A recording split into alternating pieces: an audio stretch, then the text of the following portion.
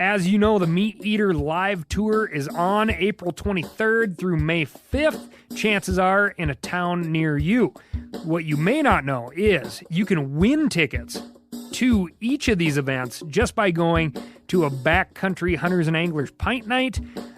There's going to be a pint night in each of these towns: San Diego, Salt Lake City, Tempe, Anaheim, Boise, Sacramento, Missoula, Portland, Tacoma, where you can compete in Meat Eater trivia and win not only tickets to the show, but a chance to be on stage with all of us. So get your butt to a pint night, and we'll see you on stage.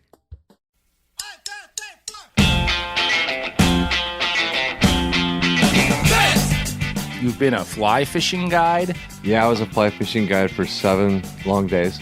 Which prompted the folks at Guinness to just dissolve the title of World's Shortest River entirely, because really, who gives a We wonder aloud if that's pepper spray, a taser, or a Glock on his side belt. And I was just like, this deck is It sounds and feels like I am walking on saltine crackers right now. Good morning, degenerate anglers, and welcome to Bent, the fishing podcast that kindly asks you to remove any e-cigarettes or lithium batteries from that carry-on bag of bad juju you're trying to bring aboard our flight to guaranteed Slayfestville. I'm Joe Cermelli. I'm Miles Nolte, and while I'm not entirely sure where you're going, that was pretty good. I liked all of that, and props to you, sir, for putting it together. Yeah, thanks, man. I appreciate that very much. Here's where I'm going. Without thinking about it too long, name the first person that comes to mind that's guaranteed to turn what, by all counts, should be like a really good day of fishing into an absolute suckfest with nothing more than his or her presence. Oh, that's easy. That would be me. Just this guy right here. Yep. Come to think about it, I can kind of attest to that a little bit. I know you now can. That you caught me off guard, but I can kind of attest. Okay, all right, so it's you. That's It's me. unexpected. It's me. But fair. Next question then. Do you have a slang term for people like yourself, like these dark clouds of vibe crushing and mojo killing? My super ego? I don't know. No, I don't. I think I see where this is going now, and I'm with you. I want to have this East versus West semantic slang discussion about this topic, but I actually don't have a word for that. I don't know that we have such a word out here. So I'm just gonna tee you up and say, what do you call them, Joe? Goochers. My preferred term, yes, my preferred term for those people that just seem to drain the life out of any water, or like they conjure wind and rain and hail when none of that was forecast. Yep. Those are goochers, right? And I did not invent the term. I actually heard it on a party boat years ago.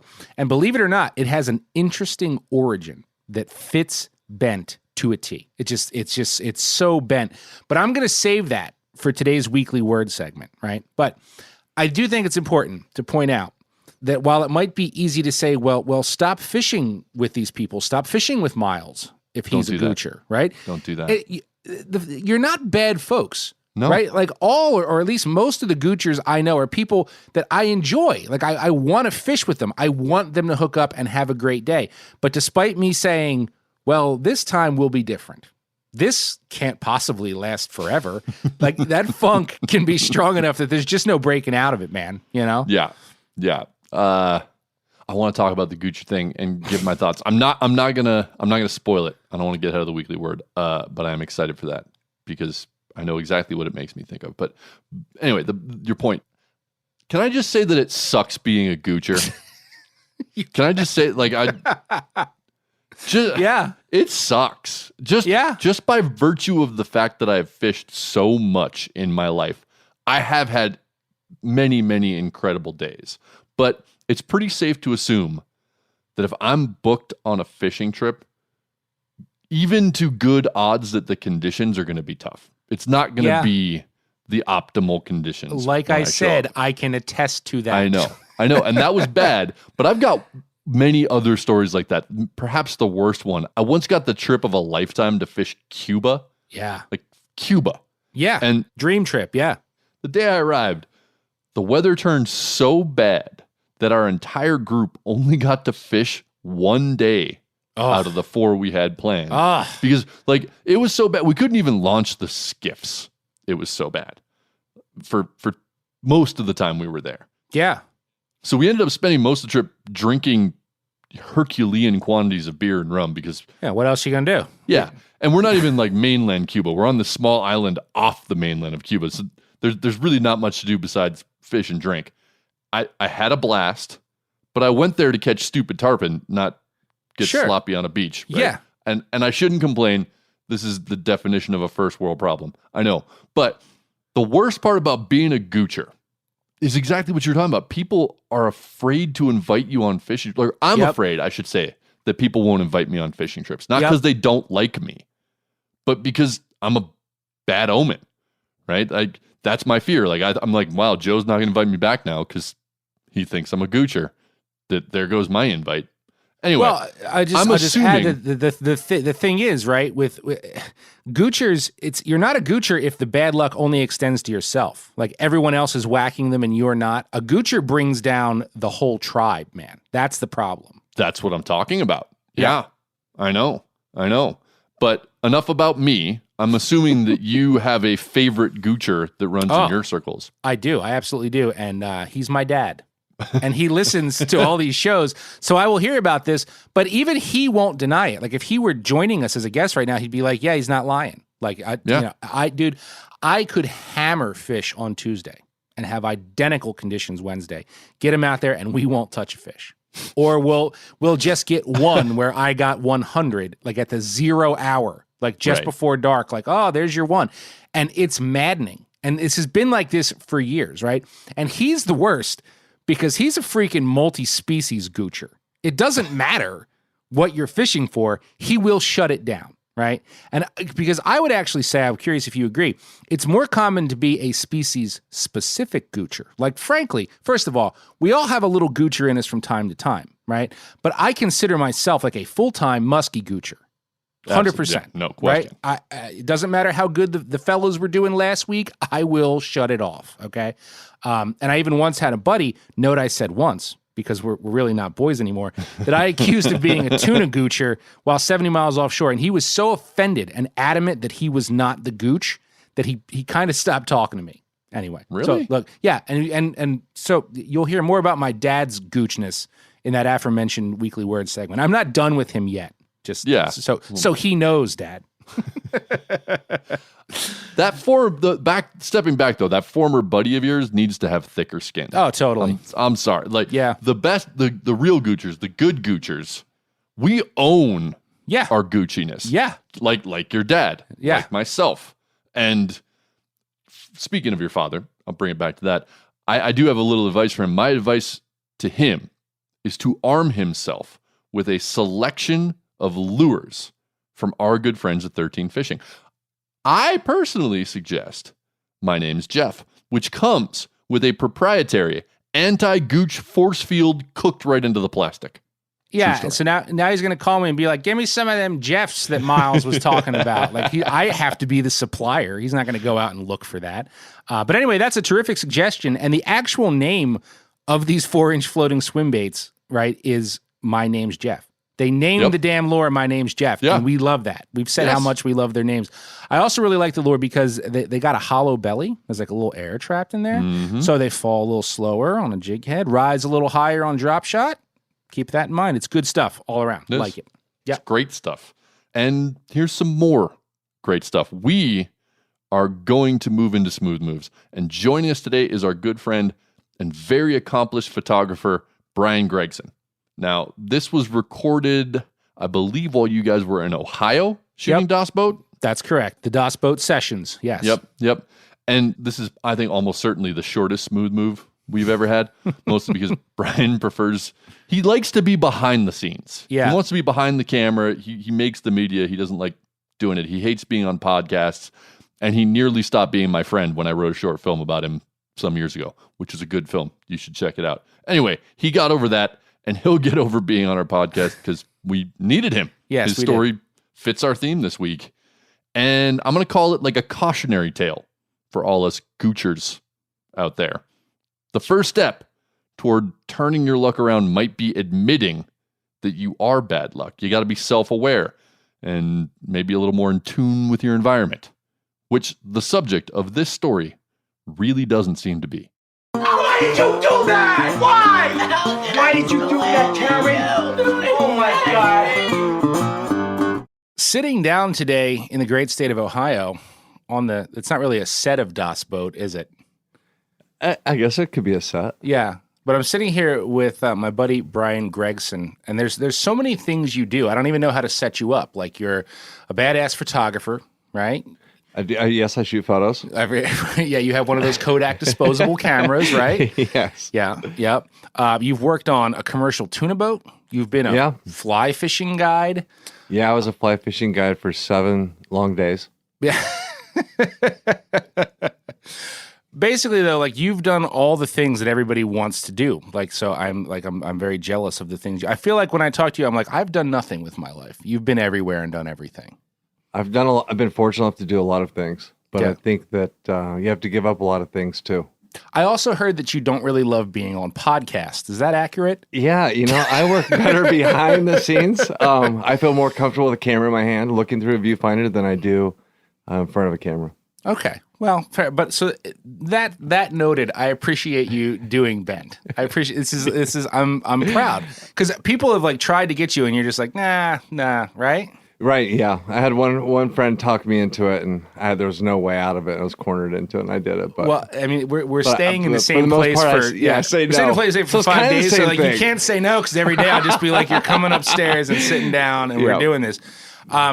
But you know what Smooth Moves is all about, right? Yes. So because of all the different things you've done, this Smooth Move could come from any aspect of all these cool things you've done with your life. So I'm very excited because I have no idea what you're bringing to the table, right? So the floor is yours, man. Hit me with a smooth move. Well, over the years, you see a lot of smooth moves. I'm fortunate enough to spend my time with a lot of anglers and guides all over the world. Yeah. And you hear all the smooth moves. Right. And one that kind of stands out. So this didn't happen to you. This is a smooth. Okay, that's fair. That's fair. You roll with it.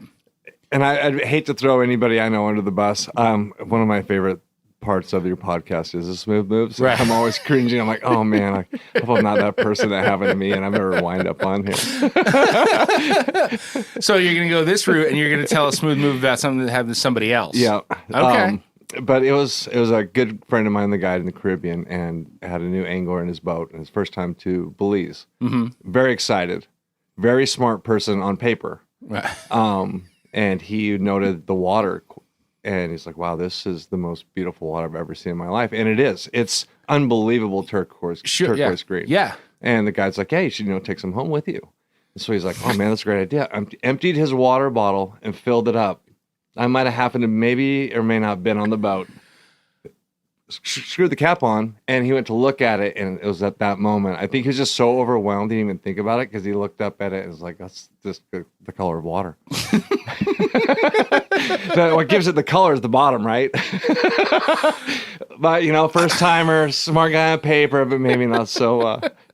The clincher there is just, I'm sure it was suggested in that perfect, nonchalant. And you have to... Hey, take some home. It's like, yeah.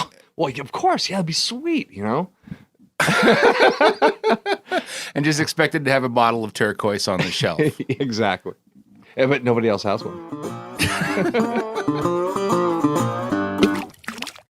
What you said about being in tune with your environment is accurate, because often, okay, but not always, I find that a goocher, they have the desire, right? They have the moxie. They want the fish, but they're just like a step or two behind in the big picture of angling, right? Here's an example. Here's an example, right? I once jumped on a boat with a guy I never met. I knew most of the people, but there was one outlier I never met. And as we're breaking the inlet at 2:00 in the morning, the dude's like, we never catch tuna when I'm on the boat. And because I believe in the power of the gooch, I was like, God damn it. I don't want to be here now. And sure enough, we caught zip, right? Just blanked.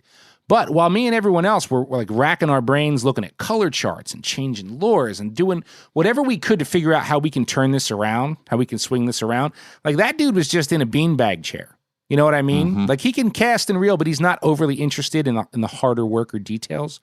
Though again, I not always, because when I fish for muskies, right, which is rare, but when I'm doing it, I do it pretty hard, and I still can't really catch them. So maybe what do I know, Yeah, no, see, this is a semantic argument. It's not my word, but I don't care. I'm going to argue it anyway.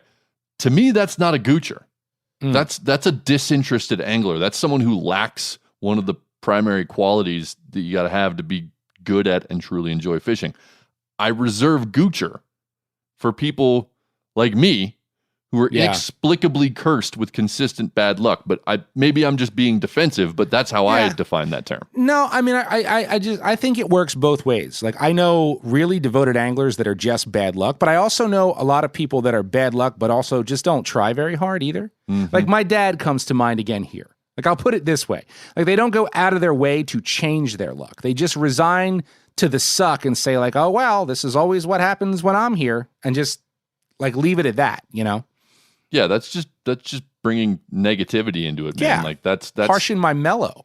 That's you can't do that. You can't give up like that. Yeah. Anyway, we've all waited long enough to get the origin story of goocher. I know where I hope this thing is going, but I'm actually unsure where this term came from. So please, the floor is yours. Let's get on with that weekly word. Webster's dictionary defines fish as the gooch. Most of you know.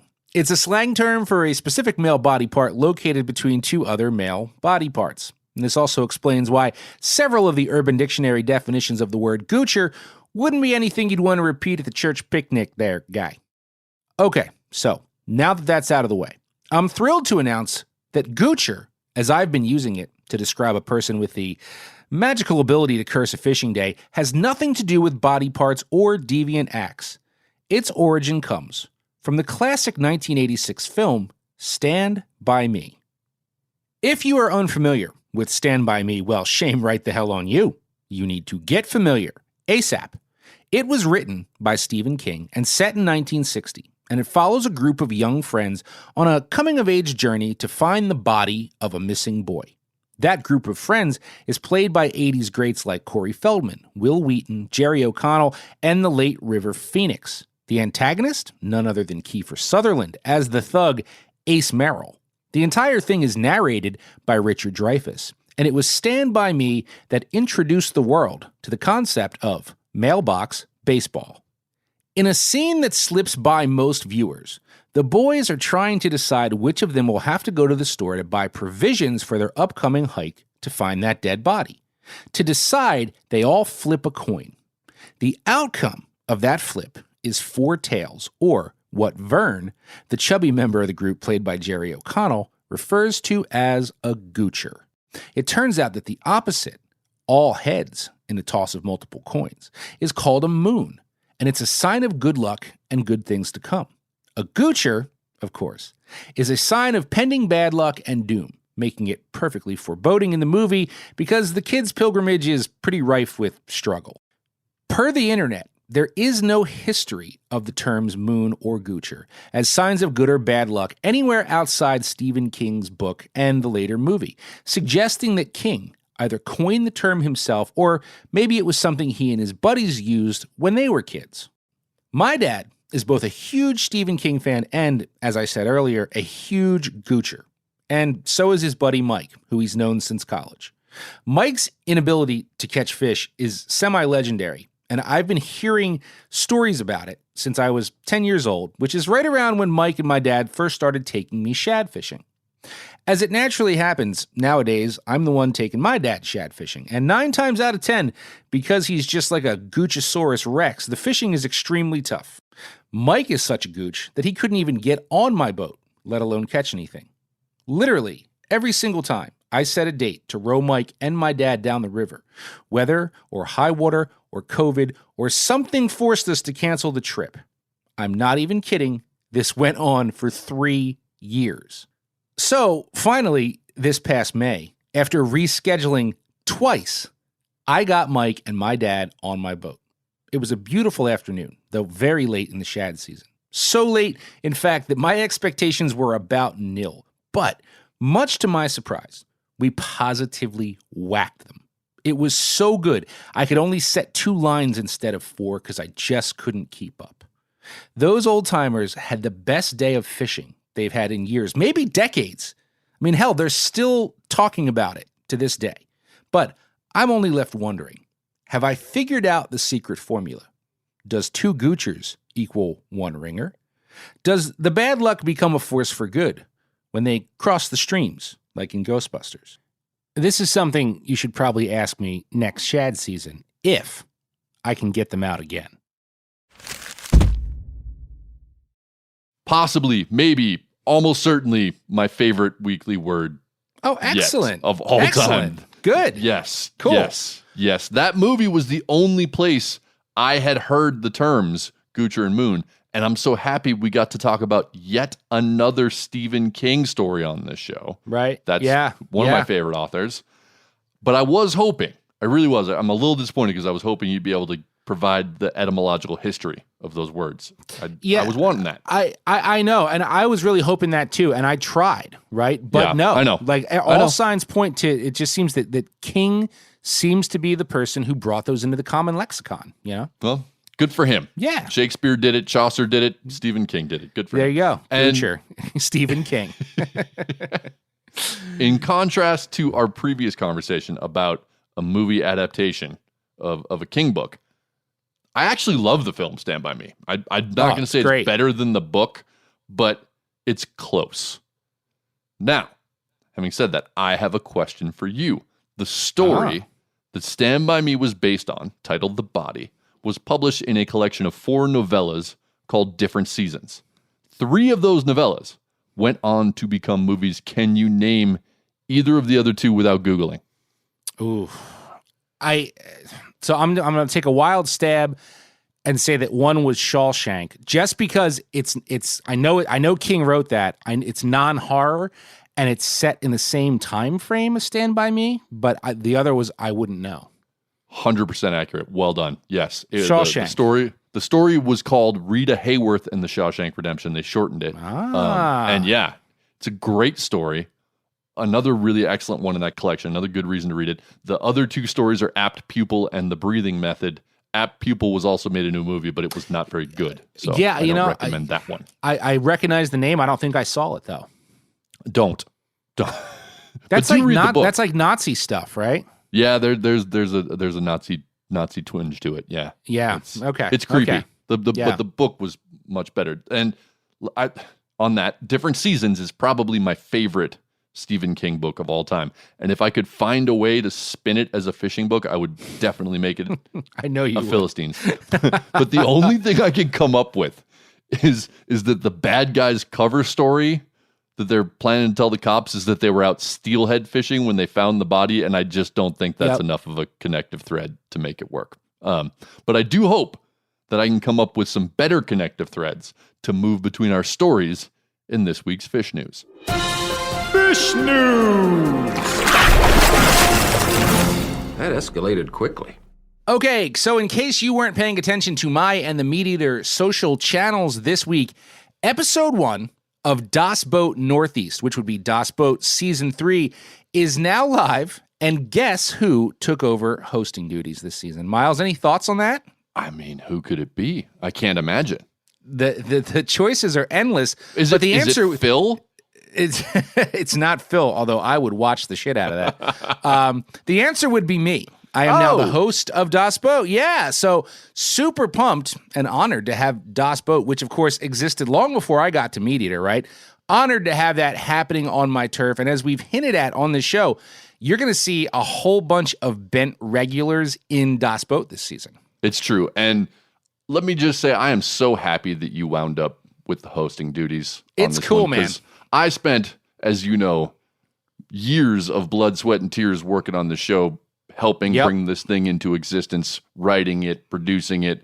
And so to have you take over the helm, shall we speak, of the hosting duties just makes me really happy. And you're not alone. Like you were saying, our good buddy, Staten Island's native son, Frank Crescitelli, plays a major role. He's the boat fixer, I think is the way what you called him. Yeah, which is accurate. Which is accurate. And let me tell you, I don't think there's ever been a Das Boat in the history of Das Boats that's required more work and effort than this one. No. True facts. So this year, right, we're running a 19-foot 1973 Mako center console. And while that's a classic, super classic Northeast boat, it's also the kind of boat that guys want. They want these older boats to restore them and make them perfect again. Thing is, most of the time when you find them, like on a front lawn in Delaware, like where we found ours, she's got issues. Yeah. And we weren't spared any of them. We were not spared any of the issues. I was there on the ground when we found it, and I was just like, this deck is f***ed. Like, it literally, it sounds and feels like I am walking on saltine crackers right now. You called me in that moment. I was like, dude, I don't know. Dude, I don't know. I don't know if we can fix that. Should we do it? And it was insane, right? But also, you have to consider finding a used boat right now on a tight budget. It's not super easy. Okay. I actually think it's getting a little better, but going back to early last spring, there were not a lot of great used boat options. There were no boats. And we had this tight budget. So Frank and I looked at this thing and we just kind of said a prayer and went for it. Gave the man his money. But damn it, we whipped her into shape. We did. Yeah. You did. And beyond that, I mean, beyond that whole origin story of the boat, the saga of this season is impressive. And so are the results, right? The season kicks off with you chasing stripers with old Cal, Ryan Callahan, before embarking on a 2,000-mile adventure around the right side of the country. Fish are caught. Oliver Nye gets on board at one point. Our buddy Jay Siemens makes an appearance. We even put Ross Robertson on the damn thing this year. Yeah. Maybe against our better judgment. We did that for some reason. I kid, of course. We had a great time. Who else? Blaine Chocolate gets in on the action. Yeah. Brianne Drossi, Christine Fisher. And despite how exhausting, truly, this season was to put together, I had a lot of fun. And I really hope you guys follow along for the next 6 weeks on the YouTubes. There's going to be, we got snakeheads, we got cobias, we got walleyes. If you're into that, if you're into the walleye thing, kidding. It's all good shit. It's really came together well. It is. It's really good. But now let's get into this newsy goodness that we got going on. As a reminder, this is a competition. Joe and I do not know which stories the other one is bringing to the table. And at the end of it, our auditory Dalai Lama, Phil the Engineer, will find a state of grace and decide which one of us will attain enlightenment. Mm-hmm. And this week, you have the honor of starting us off. I hope you brought some good stuff. I'm looking forward to it. What have you got? Maybe. I don't know if it's good. I just don't know anymore. I just kind of go for it. I never know anymore. Anyway, so here you go. Listen up, hockey fans, because this one is for you. Really? Yes. And just a quick side note, while I've never really been a sports fan, I think I've said that on here. Like, I don't watch football or baseball. I just really don't give a shit. In my youth, I was a pretty big hockey fan. Hockey was my thing for a while. Yeah. I think you've worked hockey into Fish News in the past. Anyway. I think so. Yeah, I was a big San Jose Sharks fan. I also loved the Florida Marlins, if you see where I'm going here. Mm-hmm. However, I was an LA Raiders fan because the Dolphins, as we all know. So, anyway. Nicely done. Nicely done. Turns out, hockey goalie Pete Peters, and I love that name, Pete Peters, what a great name. He is a very passionate angler. Now, Pete Peters was an NHL goaltender in the early 1980s. Matter of fact, he won the Vezina Trophy for being the best goaltender in 82-83 when he played for the Boston Bruins. His real claim to fame, however, and I love this so much, was that he was in goal for the Philadelphia Flyers in the 81-82 season, which was the season when Wayne Gretzky was striving for a 50-goal season, and he scored goals 46 through 50 on Peters in the same game. That's not what you want to be known for. Peters is also quick to brag that the first goal Mario Lemieux ever scored in the NHL was on him. So I like this guy. Like, this is the stuff, like, when you meet him, apparently he talks about, right? And I'm like, dude, that's awesome. I appreciate the humility. Yeah. I love it. I love it. So anyway, I explain all this because Peters likes to joke that he's the one that made Gretzky famous, right? By letting in goals 46 through 50 in a single game. And now he's telling fishing guide Kevin Estrada that he's done the same for him. He's made him famous too. So not long ago, Peters and some buds chartered Estrada to take them out sturgeon fishing on the Fraser River. Peters and his crew ended up reeling in a white sturgeon bigger than any recorded in modern history. The fish taped out at 11 feet 6 inches, and Estrada estimated the weight at just shy of 900 pounds. Now, I don't know if you've seen the photos of this fish, if they've crossed your desk. I have. But I will admit that I've seen this. It's frightening, dude. It's so big, like it doesn't even look real. I mean, the head on that fish, it's just nuts. Now, according to the story, right, it's definitely a British Columbia provincial record. And Estrada claims to be reaching out to Guinness about the catch. But it's not going to qualify for a world record because Peters traded the rod off with his buddies a few times. Got it. Okay. So Estrada has been fishing the Fraser for 15 years. They actually talks about him crying in the article while he talks about it because he's like, I've never seen a fish like this. And he absolutely credits this with some pretty strict conservation efforts, right? Like sturgeon have been catch and release only on the Fraser since the early 2000s. And it's very likely that this fish is well over 100 years old, right? Now, I assume that they're saying this is the biggest sturgeon recorded in modern times because I guess, because I feel like I've even seen stuff like this, you probably have too. While some photographic evidence exists of fish this big or bigger, like a lot of what I've seen is grainy black and white photos probably taken 100 years ago themselves. You know what I mean? Like way back in the day. So in a sense, seeing a fish like this, at least this caliber of sturgeon, it's almost like you're seeing a fish that people kind of think doesn't exist anymore. Like it's extinct. You know what I mean? Like to see one this size in the flesh. And in the story, Estrada says other anglers over the years have made claims about catching fish this size, it's fairly vague, but I think I have a handle on it. Like after careful examination of these photos, they were all discredited. So, guys like, I got a 12-footer here, and, it's all about the angle or whatever. And then experts look at these and do the proportions, and they're like, that fish isn't as big as this guy's claiming. But Estrada and Peters' fish absolutely is. I mean, I'll post it in our stories this week. Like, it was nuts. So the one thing that sticks out to me, though, is it says it took 25 minutes to reel this fish in. Now, I am not in nearly as good of shape as Pete Peters, even though he's much, much older than me, right? But I've caught these fish on the Columbia. Have you ever fished for these fish before? I never have. It's a bucket list for me, but I've never done it. All the ones we caught in 3 days were like 150 to 300 pounds was probably the biggest. Mm-hmm. And they all kicked all of our asses for significantly longer than 25 minutes. So I would love more details on that. Maybe it was so old and you figure it had to have been caught more than once being that old. It was just like, get it over with. Like reel me, like I've been here, I've done this before. So that was like the only discrepancy. I'm like, 25 minutes. I fought one of these things for an hour and a half and thought I was going to die. Still, incredible fish. Really speaks to what conservation measures like that can do. It's just, it's frightening. Its head is it's just massive. It is massive. Gargantuan, and it's true. And we pride ourselves on being nuanced enough to talk about catch and release as not a monolith. Like catch and release is important here, and other places it's not. I think this is a great example of a fishery where it is important. These are old, long-lived fish that don't spawn every year. Catch and release really matters for fish species like this one. Mm-hmm. My first story also is a record story, but for a very different kind of fish that for which catch and release also matters, but maybe not in the same way.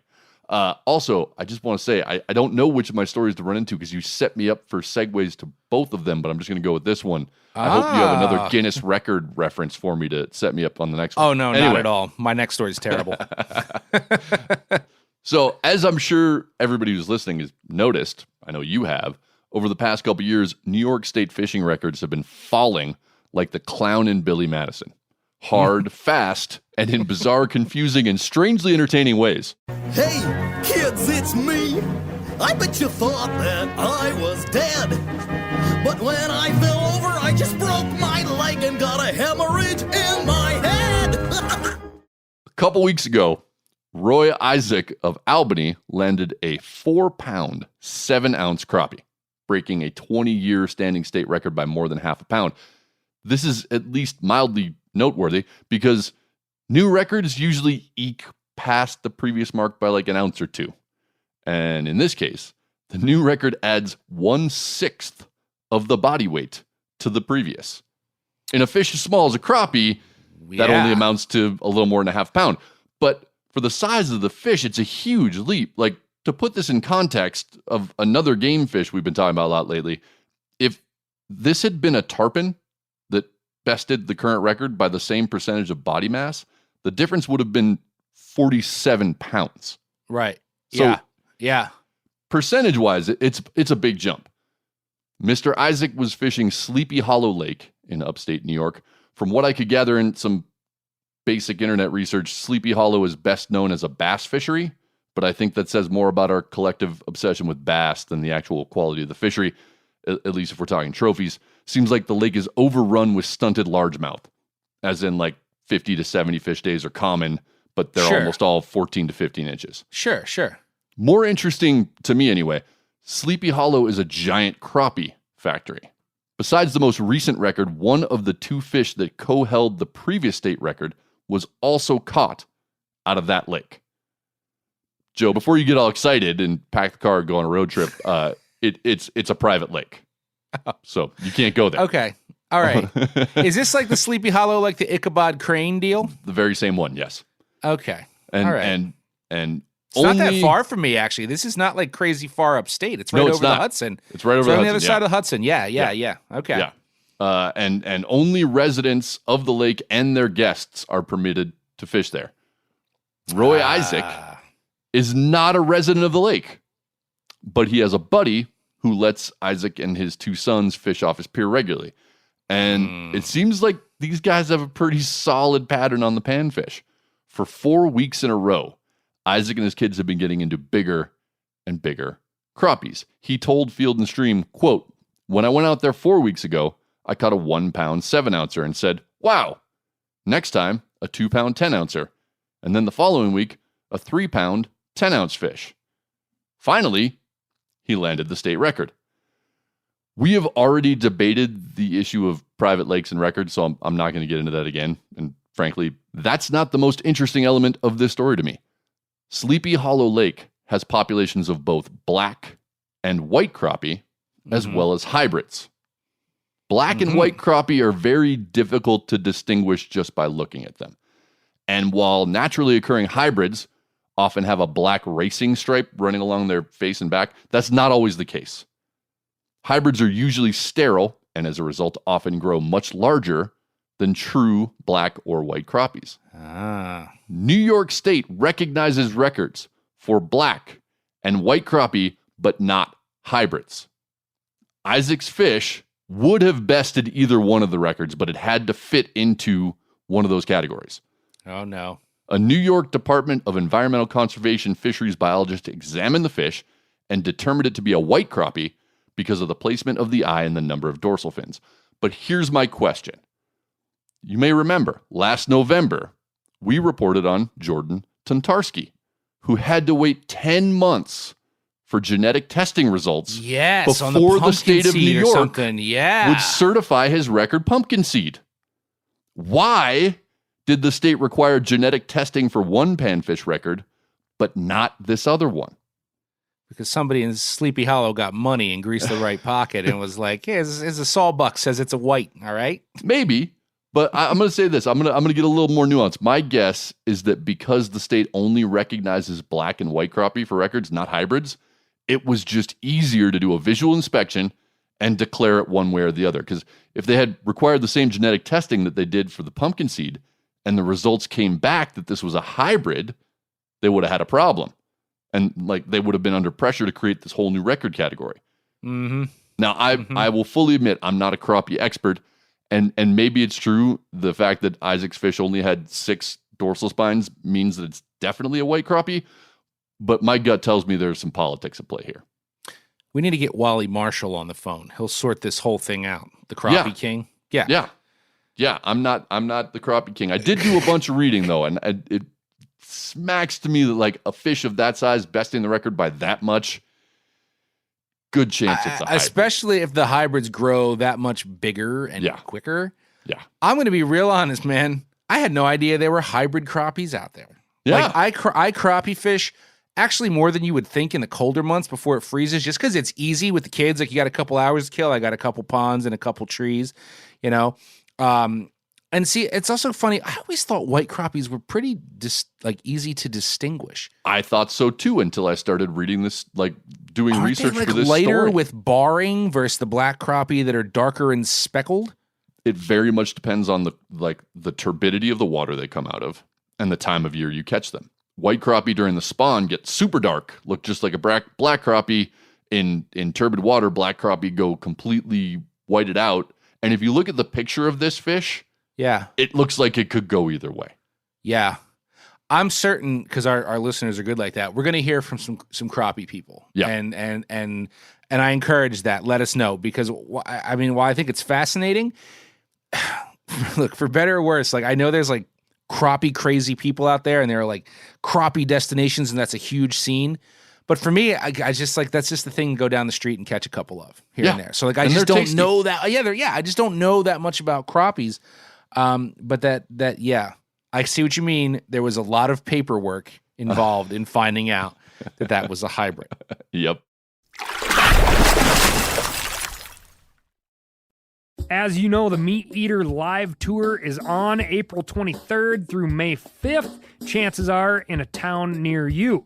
What you may not know is you can win tickets to each of these events just by going to a backcountry hunters and anglers pint night.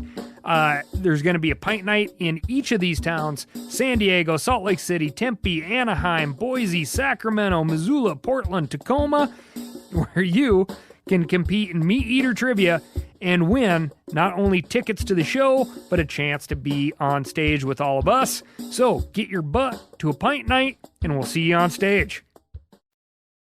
Here's a transition for you. If you happen to know somebody that lives on Sleepy Hollow Lake, but you don't have any fishing gear, you're just going to want to take a little drive to a library a little further up in New York before you hit Sleepy Hollow. How is that? I love it, right? That was well done. Well good. Executed. So you remember a while back, I did that funny little piece about the flybrary, right? And how I thought it was a fine idea, but we both kind of agreed most of the time the flies you find on it were kind of worthless. So and we've gotten some feedback. To be fair, we haven't called it out, but some folks have called and be like, "No, man, they're great in my area. I've learned a ton from them." So in some cases, it is working. And I've also had people write in and be like, "Yeah, I leave gobs of salmon skein on the flybrary." Good for you, bro. Anyway, so similar vibes here. I like this story a lot better. So in many ways, right, libraries were sort of being underutilized by a lot of people. And this has been going on for a while because now we have so much technology, right? And so many answers to what we need to know right at our fingertips. And then nobody cares about checking out DVDs at the library anymore, right? So, yep. But the COVID DVDs? Yeah, I know. I know. I was going to say, libraries are not known for their books, dude. It's books. But anyway, go ahead. That really says a lot about where we are in our culture, where you're like, remember the days when we used to go to the library for DVDs? Yeah, I know. I digress. That's fine. Anyway, the COVID pandemic has actually sort of changed that. And for a lack of a better way to put it, made libraries in some places sort of useful and necessary again for a lot of people. And per this story I found on SpectrumLocalNews.com, which covers upstate New York, many libraries, including the Hahn Memorial Library in the city of Clayton, they were providing curbside book pickup, right? Creating all kinds of virtual events for both education and entertainment for kids, to give kids something to do, providing Wi-Fi, net access for people that didn't have it or needed to do job searches and so on. So the library sort of adapted to the community's needs, right? So now, as the pandemic starts to wane, the question is, how do we keep people engaged and using the local library? So Hahn Memorial is trying to think outside the box and figured, hey, a library is where you go to borrow stuff. Who says it has to be books and Mannequin 2 on VHS, right? So it was one of my favorite movies. So I can't wait to hear from all the Mannequin 2 people. Mannequin 2 on the run for the win. So it just so happened, right, that Clayton local Joe Chrisman, who is a big-time angler, had a garage full of gear he wasn't using. So he donated a whole bunch of tackle and combos to the library. So now you can go to this library and sign out fishing and safety gear just like you would a book. They've got life jackets, right? There's a big-ass landing net on the wall with a little tag on it, smattering of rods and boxes of lures. Now, the town of Clayton sits right on the St. Lawrence River. So it's definitely a fishy area. And I got to say, I love this, right? Not even kidding. Like, I might reach out to my local library because you've seen the amount of shit in my garage, and I could definitely thin out the herd a little bit, right? So I commend this 1,000 times over, but I wouldn't be me if I didn't have like some shithead comment to make. So of course, like looking at the rod and reel selection, there's a couple of pretty nice newer Shakespeare combos, right? Pretty good stuff, full of line and all. But then there are also what I would guess are some remnants of Joe's garage, like the kind of stuff you'd see piled into that old garbage can at the flea market table, just like odd rods, just like spewing out of a bucket or something. Yep. And there's just like, super crusty, perhaps missing a guide. There's like 10 wraps of old bone dry mono on the reel. And I laugh at this, not because of the donation, because good on him, but because if I were the librarian working there and someone came in looking to rent out a rod and some tackle, I feel like I'd have to sort of profile like a little bit and like try and gauge how likely this person is to steal the tackle or how careful I think they're going to be with it and be like, here you go, bud. Like you can have the Garcia 300 spinner with the broken anti-reverse loaded with the Dacron and paired with this beat up conventional party boat rod, right? Yep. So the promoter of fishing in me loves this. I love it. But the serious fisherman in me that has spent plenty of time with true rookies, as have you, is like, that shit's going to get broken. Or return in just a hopeless bird's nest situation, or just with zero of the spinners and frogs that they checked out along with the rod. I mean, come on, like even if you know what you're doing, it's just what happens to fishing gear. Pretty much every piece of fishing gear I own, I consider temporary because it will meet its end eventually. One day it will just not come home. So regardless, the Hahn Memorial Library is making an effort to provide this gear for anyone that wants to try or maybe can't afford fishing gear. And I love it. Super cool. The one hiccup that they didn't address, though, was licenses, right? And I'm sure they have it figured out, but the library is literally across the street from the water. But like if you're popping in to return all those goosebumps and want to chuck a spoon for trout across the way, like you still got to have a license. So I don't know how they handle that. I assume they tell you that. Anyway, I'm going to make it my goal to reduce the books in my local library by at least 50% and just turn it into a tackle. The trout magnets and surf rods for everyone in the Joe Cermelli wing. Great story. Have we not proven that fishing gear and books can coexist? Like, have we not, like, there's one thing I hope we've accomplished. It's that you don't have to remove the books for your fishing gear. Isn't it a funny image coexist? I'm kidding, and you know that. But I know. Wouldn't it be funny to think of some dude coming in and be like, I'd like to rent one of your rods and appropriate lures, and do you have any books on fishing? Like, just like the whole package in one Saturday afternoon? Yes. You know what I mean? That would be great. And you know what? I think I have a solution to the problem that you put up. Oh, here we go. Do it. Here's what, if I were running that library, which God knows I'm not, but if I were running that program, there would be... Wait, hang on. I got to stop you and say... I could see you running a library, but being very disgruntled. Like you want to give people the best literature, and they'd come in and just be like, "You got 50 Shades of Grey," and you'd be like, "No, you don't want that. You want the Stephen King book." Nazi. I would be the soup Nazi of the library. No books for you. No. But to figure out the fishing rod problem, it's easy, man. You have an age cap. Right? And that also solves your license problem. I don't know, it's different in different states, but usually you got to get to a relatively ripe age before you need a license. It's 14 here. Yeah. I think it's 12 here. You just pair those up, man. If you're too old to fish without a license, you're too old to rent the library's fishing gear. Very simple. There you go. That's how I would deal with that. Yep. I think that we're gonna move from a story about ways to make children happy to a story about making children cry. Giant Springs State Park is a little-known attraction here in Montana. It's located just outside of Great Falls, and honestly, it's not the kind of thing you would travel interstate to see or even intrastate. But for locals in the area, it's a cool spot. Giant Springs is named for, well, the giant spring that bubbles up out of the ground right next to the Missouri River. The Lewis and Clark expedition noted this feature when they passed through it in 1805, and for good reason. It's one of the largest freshwater springs in the country, pumping out 156 million gallons of water each day. It's almost as much as Poland Springs. Very close. Very close. Giant Springs was also the site of a world record controversy. The springs feed the Roe River, which flows a whopping 201 feet before hitting the Missouri. In 1987, a 5th grade class in Great Falls launched a campaign to get the Guinness Book to recognize the Roe as the shortest river in the world, a title that was, at the time, held by the Dee River in Oregon, which stretches 440 feet. After 2 years, the campaign was successful. But the people of Lincoln City, Oregon were not happy about their local river losing its, It's a major award. Of course they weren't, dude. That's 10 t-shirts they're not selling next year. You know what I mean? I get it. So the folks in Oregon remeasured the D, deciding to end it at a new terminus, which they declared was the point of extreme high tide, and coming up with a new length of 120 feet. The two western towns engaged in a short but heated public debate, which prompted the folks at Guinness to just dissolve the title of World's Shortest River entirely, because really, who gives a f***? That was the last time that Giant Springs State Park appeared in the national news until a couple weeks ago. And while 5th graders campaigning to get their local river inducted into the Book of World Records is cute, this news story is quite the opposite. In addition to the Roe River, Giant Springs provides water for one of Montana's largest and oldest trout hatcheries, which has been operating continuously since 1928. The hatchery ponds are one of the primary attractions at Giant Springs Park.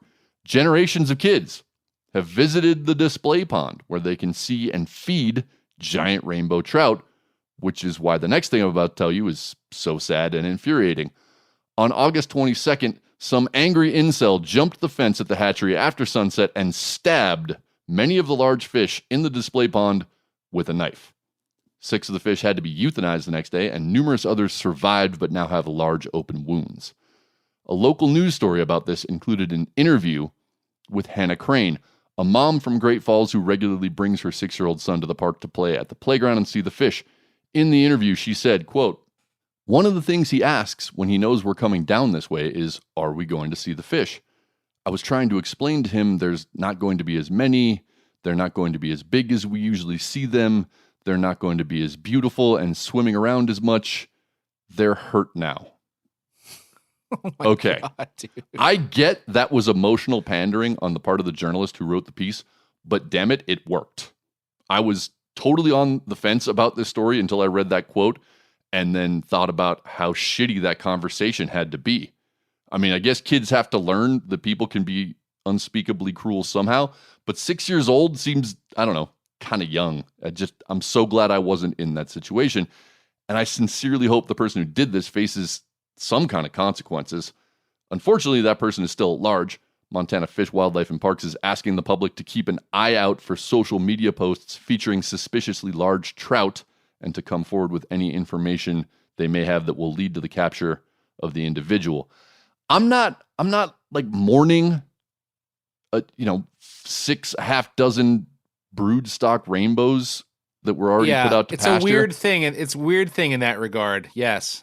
But the senselessness and downright mean-spiritedness it's of a this shithead act, thing to do. it just Regardless of baffles their me, raceway man. trout, it doesn't make any difference. No, it doesn't make any sense. It's a hatchery pond at a state park where kids go to get excited about giant fish. Who in God's name grabs a knife, hops a fence, and is like, I'm going to get all stabby on these trout? I don't get it. And I hope they find the guy. And if they do, I think they should force him to stand by that pond for the next year and apologize to every kid who walks in to see those fish. That's what I think you ought to do. I mean, I hate to say it. It's either like a raging just psychopath weirdo, or like, could this be some like 12 Monkeys style crusade to rid the world of hatchery fish? You know what I mean? Like somebody who just like hates hatchery. You know, they stocked him over his wild trout somewhere. It happens. It does, but like, if that's It's the a case, wild this person doesn't speculation, know but- what they're doing, because these are the fish that are past their prime. They're not even the breeders anymore. Like, they're the retired breeders. If you want to do something, like, go after the fish that are still making more fish. So I mentioned recently that I used to belong to a trout club, which is exactly what it sounds like, and it's a very Northeast thing to do. I feel so bad. If you can get me this child's name, I'll call our old hatchery, and I will have some giant rainbows sent right to his front door. That's what I'm going to do. You want a 13-pound rainbow that can't swim? I'll get it for you by 3 o'clock, dude. You know what I mean? Poor kid. Oh, so sad. So Isn't sad. it? It is. So I think we need to laugh after that one. That was gut-wrenching. But here's how we're going to do that. So we're going to go to Phil, see what tickled his fancy this week. And as soon as we're done with that, it's been a while. It's been a while since we've heard from our dear friend River Horse. But we got some sagely wisdom coming at you that's going to lighten the mood after all that giant breeder's stock trout death. Miles Nolte, you're the winner. As a side note, I went to Lincoln City, Oregon almost every summer growing up, and I can tell you that they take a lot of pride in their little D River. Guinness, if you're looking for another tiny D to measure, you can come on over to my place. Oh, yeah, come in. Oh, what's this? For me? Oh, thanks. Okay, it appears I have been fired from Meat Eater. I guess that's that. Joe, Miles, you were a pleasure to work with. If you don't mind, I've actually got a written statement that I prepared several weeks ago in case something like this ever happened. Let's see here. The tides of history are never kind to those...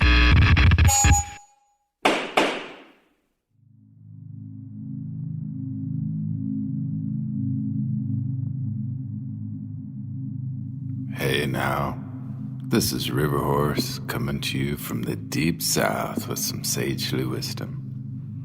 I got a little story for you called Parking Lot Love. And let's keep in mind, as the old Western legend Wyatt Earp said, fast is fine, but accuracy is everything. There's a UPS truck parked in the fire lane. Not much wind. It's about a 60-foot shot, and I've got an 8-weight. This all started out innocently enough, but since winter, it's been out of hand. It's even worse now. This fly shop is a beautifully shabby anomaly for Houston. It sits smack dab in the middle of a posh neighborhood strip mall. By posh, I mean 6 figures equals poverty. As for all of us, we're lucky to have $6 in our wallets some days. The local crew is all gathered around the front sidewalk of the shop with various fly rods, bombing out cast after cast, trading jabs, jeers, hoots, and howls as we each take a turn. Some days there are beers in the middle of the day. Saturday night before closing, there might even be a cheap bottle of wine. Oh, class.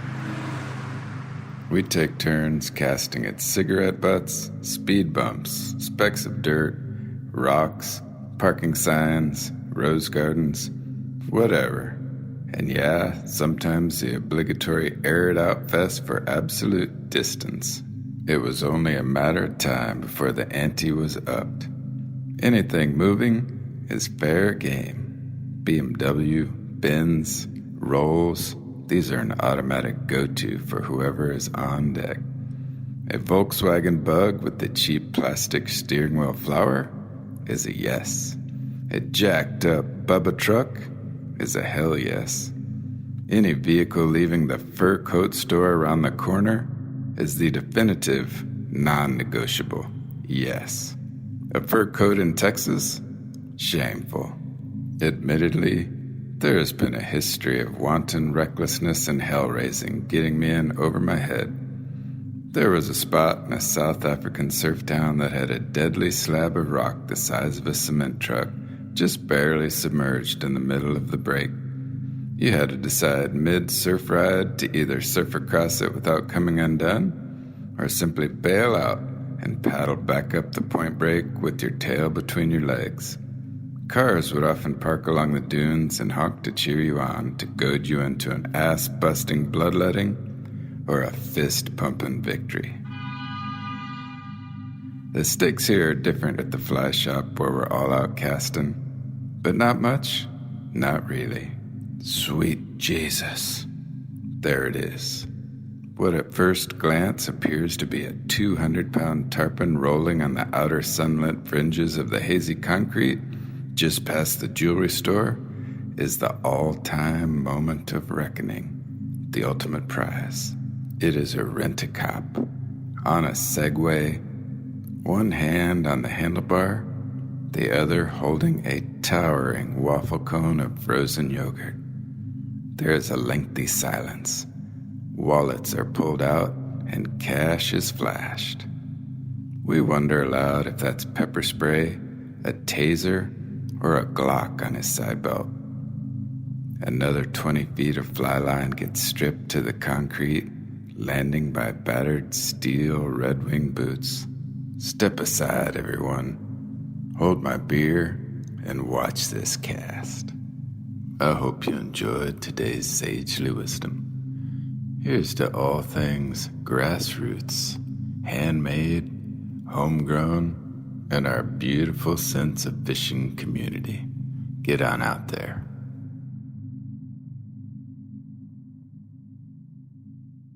I don't know this for a fact, but I'd suspect that based on demeanor and just the way he carries himself, River Horse is the anti-Goocher. Right? And I feel like I've said similar things about him before. Like you could be clinging for your life to like a pool float in the middle of the Gulf, 10-foot seas.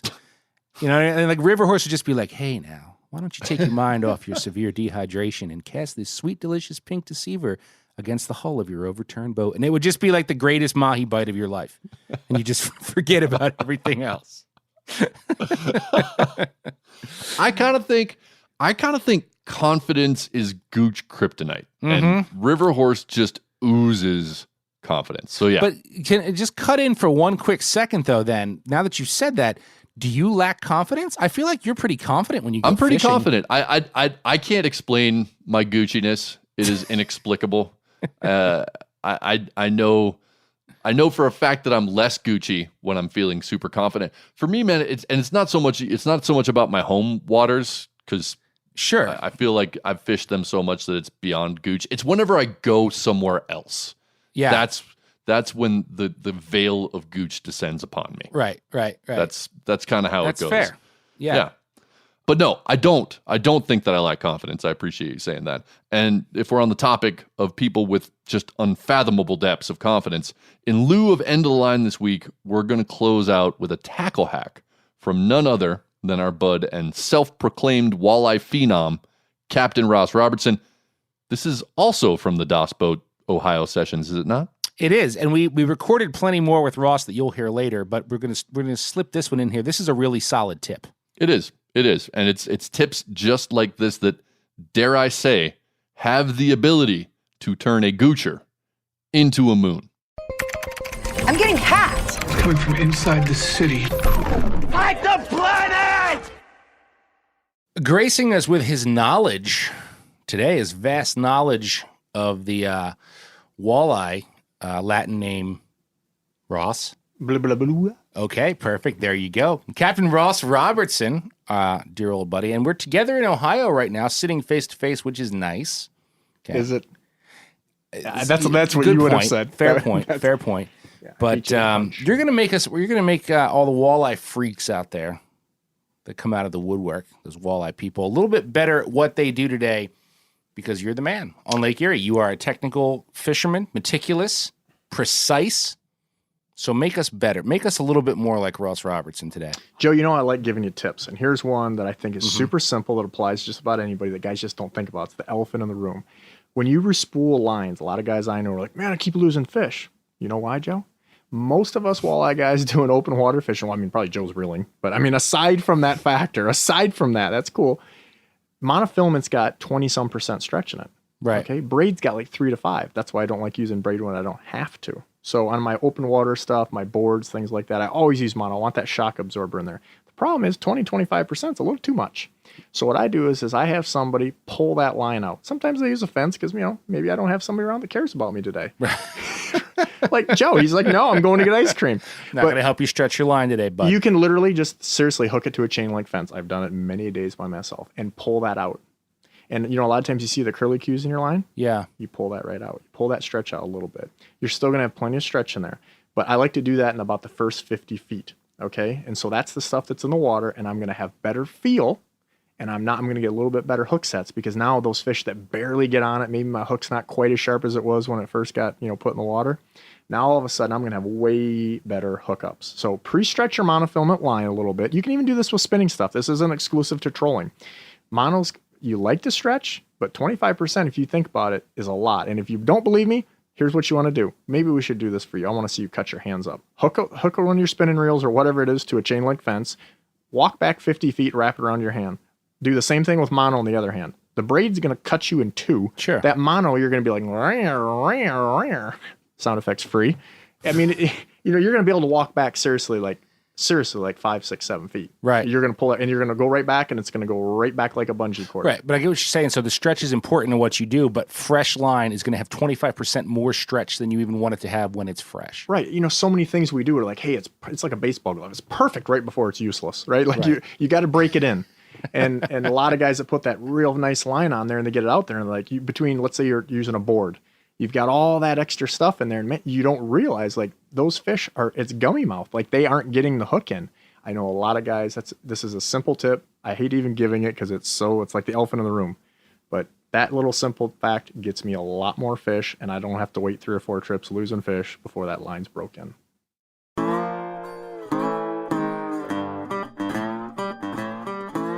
So that's it for this week. Remember, it's much smarter to practice your fly cast on Rent-A-Cops than hula hoops. My dad is more Goochie than your dad.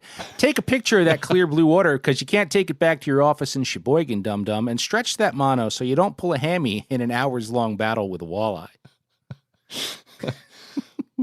And while you're standing by the fence stretching out that mono, go ahead and send a bar nomination, sale bin item, awkward photo, news, story, or whatever else you want to bent@themeateater.com. Also, keep using those degenerate angler and bent podcast hashtags on the gram. And why don't you follow those hashtags while you're there? Follow them. It'll bring you closer to your fellow degenerates. Whatever you do, do not use or follow the hashtag Gooch.